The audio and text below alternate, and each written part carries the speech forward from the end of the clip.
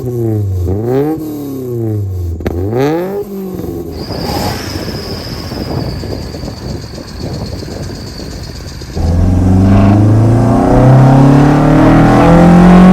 has aged like a fine wine. Wait till you see what's under the bonnet, wait till you hear it out on the open road, because this is just pure class. Where does this all begin, this car, and your journey, where does it start?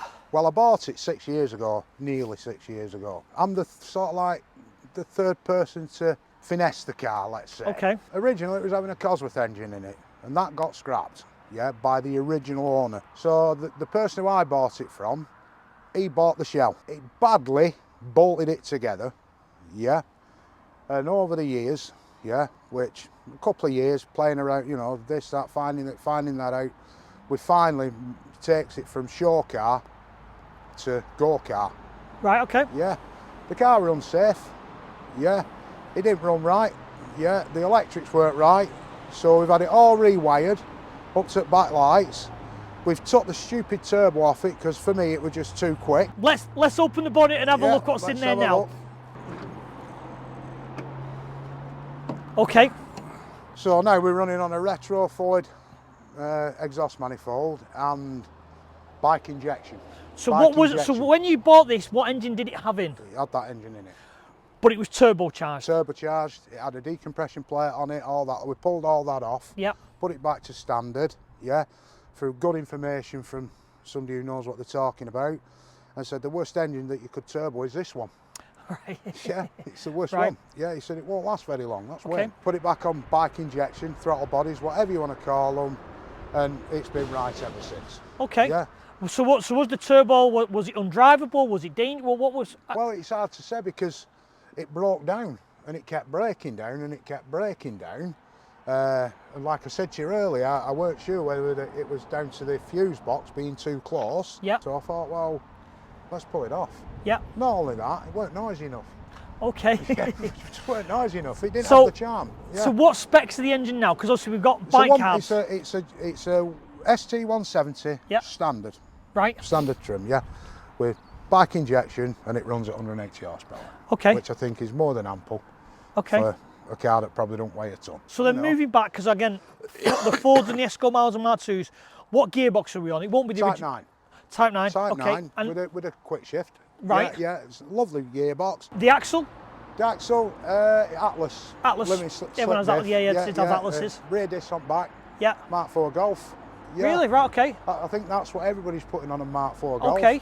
And then we've got the APs on the front. AP on the front. Yeah. Why an Escort Mark 1? Where's the passion for that? Well, it was my first car that I ever driven, and I fancied treating myself for my 50th birthday. And Right, okay. that's why I bought it for my 50th. I wanted a 69. Right. Okay. But it's like, well, I could get a 69, but it weren't this. So what year is this one? 73. 73. 73. What I liked about this car is that it didn't have a crappy old overhead valve in it or out like that. I don't like them. I don't like out engines. Yeah. So I thought, well, this won't break down. It's the resto mod type thing. That's exactly what it is. It won't break down. It's on turnkey. It's computerised, so I'll be able to go anywhere in it. Totally reliable. The Estate's super rare, I would have thought.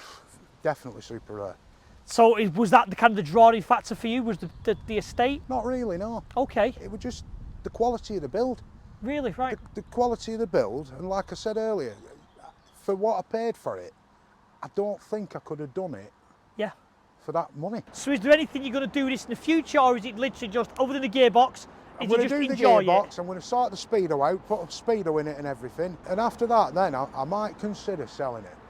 Right. I might consider Because you selling tell me you're more that you enjoy the build and the I enjoy finessing the more than build you do driving. and this is the first time this year, with the weather that we've had, is the first time I've had it out this year.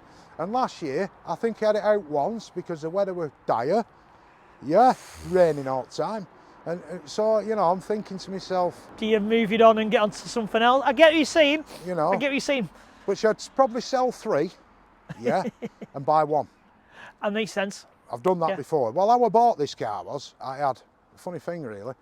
I bought 2 4x4 RS 2006 Mark 6s, 2, Okay. and I give £4 for it per, Okay. right?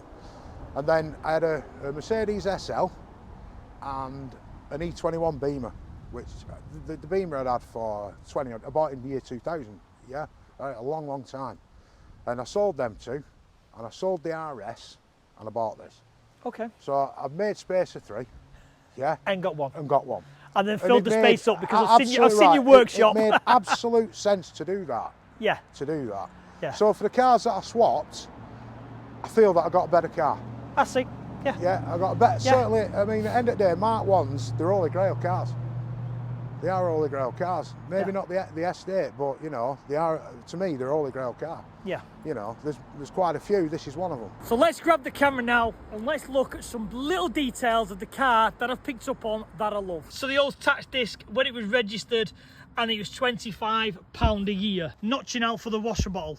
And then other little things that you won't pick up on unless you stand in front of it is, they've boxed all these in with tape and painted over them, just so the underneath of the bonnet looks smooth. It's just the tiny little details on this car which really, really make it stand out. And then as you move into the car, one thing that obviously the owner told me was to put this seat forward. The Escort suffer from the exhaust hanging low.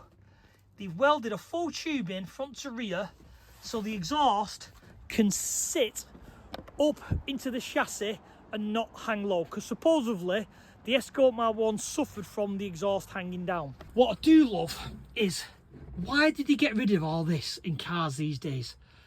All the green, all the metal work, all around the car. It just looks amazing in here. The steering wheel makes me laugh a lot. How thin it is and flimsy, where nowadays we have volume and all that. It is definitely a big time warp, because this is just slightly before my time.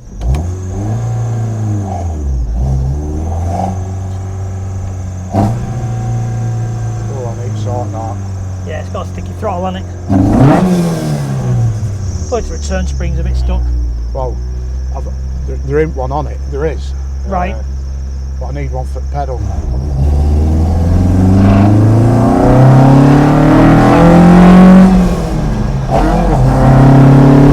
Oh, listen, that's why I love throttle bodies for me. It's great, aren't they? They're just great. Great. All the induction noise, it sounds beautiful.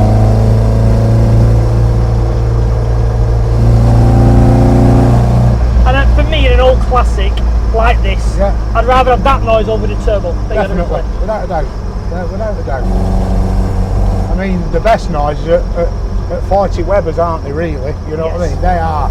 You know, they're their own noise, aren't they? Yeah. That's it, throttle bodies are very close, but they just don't have that. They've not got the charm, have Yeah. He's the charm, just because he's old school. they? Yeah. You know, it's got nice brakes on it. It's got a nice engine in it. You know, I do like, you know, computerised engines. Yeah. You know, I think they've gone a bit too far these days. Yeah, stupidly. You know, but you know, this is like a 90s setup, really, innit? Where, as far as I'm concerned, the best cars are from the 90s. Yeah. Yeah. I think as the years have gone on, a lot of the feel and the driving experience has gone. It's gone. It's gone. Because this, come on, you're driving this, aren't you? Of course I am. You're driving it. Yeah, absolutely. There's nothing helping you. And I cannot stand electric cars. Oh yeah. Hear 'em. I don't think a lot of my followers can. I think sometimes they have a place in the world. They sometimes, if you're doing short journeys and it's more cost effective, but I think that's where cars come to white goods. There's no motion, there's no attachment, you're just going A to B. I'll tell you who capped that for me, which he didn't, he just seconded what I already thought. Matt Armstrong with that Lambo that were half electric hybrid thing, that desperate to get rid of it. Desperate to get rid of it. You see it? Yeah, so yeah, exactly. Yeah, desperate to get rid of it. Yeah.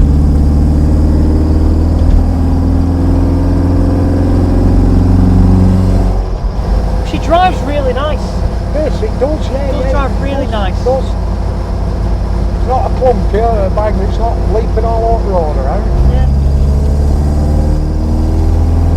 The torque's nice on it. It's lovely. Honestly, it just drives nice. It's just a nice place, isn't it? Yeah. The green in the doors and all that. I can't get enough of that. It's great, isn't it? That's what it should be. You're in the car, aren't you? And you're feeling it. And, it's nice. Oh, it's beautiful. Like I say, you know, when you put all this to it, then brakes, and blah blah, you couldn't have done it for that So then let's look at going back then when these were around and you were younger. Younger. Yeah. Were these built? Would people modify them like this? Oh yeah. Clean and tidy and pristine. Oh yeah. Remember Mk1 exhaust and stuff like that. Yeah. Hold on, what another one now? But did they make them as like pistons? They used to do all that. But did they make them as like pristine as this, or were they just like, well, it's a run-of-the-mill car, we'll modify them? Would people like? Nah, not like this. Nah. Right. They didn't do them like this. Nah. I know. Obviously they were modified back then. So before I sign this video off, I'll give you a little guided tour of this Aladdin's cave of what probably body shots were like 15, 20 years ago. So bear in mind, these are all probably personal projects. I think there's only one, maybe two, which are customers. A Skoda. If anyone remembers these things, they are rear engined, rear wheel drive. Don't see them anymore.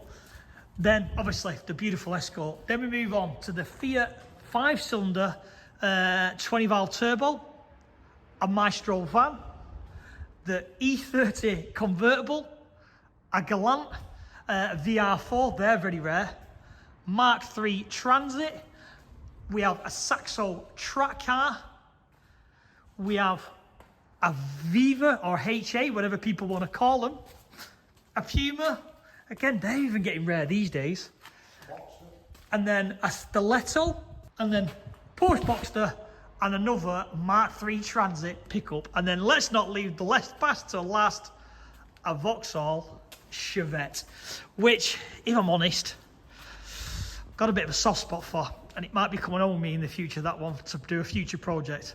Put in the comments what you think we should do if we do buy this, what we think we should put in. So this video was very much not about the fastest, not about the loudest. It was about a run down memory lane, seeing the classics, and just going out for a leisurely drive and experiencing it. The smell, the noise, just everything about this old Escort Mark 1 is amazing. If you think there's anything that should be changed, should it be about power? Do you go out on a weekend and do some driving and experience it for pleasure? Put it in the comments and I'll sign this video off. Take care guys, and I'll see you all on the next video.